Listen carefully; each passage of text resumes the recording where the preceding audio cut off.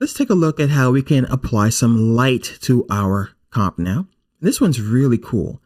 And it could be very useful if you have, let's say, a tunnel in a layer above something like this layer here, because the light is going to come from this layer. So I'm going to select my footage. I'll go to Effect, Generate, and I'm going to go to Light Rays. As you see here, we have this point of light. And when I change the radius of this light, I get these really cool rays of light coming out of it, right? I can move the center of the light on the x-axis and on the y-axis. Now, as you see here, when I move it across the comp, it's kind of intelligent enough to know when to project those beams of light when it gets near footage that has some kind of pixels that are a little bit more contrasty. So as it gets here, we get these beams of light. Really cool stuff. So I'm going to go ahead and create a text layer above this. So I'm going to grab my type tool.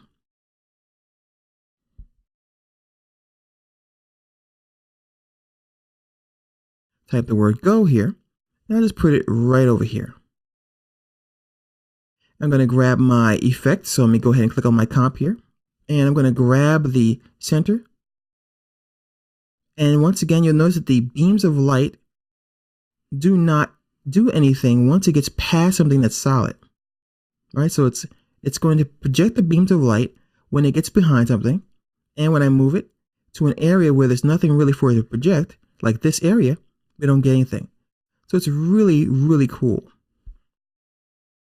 All right, so that is the light rays. I'm going to turn those off.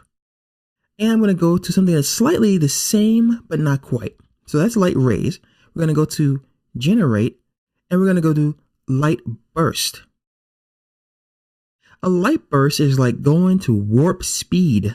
So we are on the Millennium Falcon, and we are about to go to warp. So, you know, how cool is that?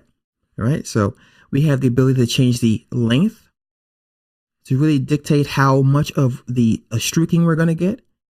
We could change the type of burst we have here. So we can go from fade to straight to center. And once again, we can dial this down and we can animate it over time. So it's like, you know, the Empire's behind us and we have to get out of here. So we're going to go to warp. You just never get enough of that. Trust me. It's just so awesome. This is also kind of cool if you guys are fans of the fighting games like I am, like Street Fighter. And you'll notice that when a character is about to KO another character, and if you do it in the right fashion and you get a super KO, you kind of get this kind of effect on the screen where it's like this person's like, ah! So it's really kind of cool. So you can get that kind of Street Fighter effect for those of you guys who want to do animation. You can change the intensity of the light with the slider here. We can once again change the center, and you can animate this too. So you can have like maybe some blinds opening and, you know, the lights moving around, or trains coming, or something like that's happening. We can change it on the y-axis as well. And it just takes those pixels and it streaks them towards us. It's a really, really cool effect. Right? As always, we can hide these effects and we can animate them. And of course, you can combine them. So if you want to have the light rays and the CC light bursts, nothing's stopping you from doing that. So you just have to make sure you guys have these guys twirled open, and you can move your things around, and you can do all kinds of cool stuff. So we have our radio waves, we have our beam, and I have everything on at the same time. And look at the difference here. So just combining the filters that we've added so far, we have an outstandingly cool effect. And that's why I always, you know, encourage you guys to explore and to experiment.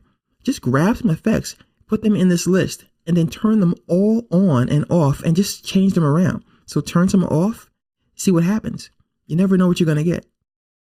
So that is a look at the Generate category. Feel free to check out some of the other ones like Checkerboard, Fractal's cool, and they're really fun. Just play around with them.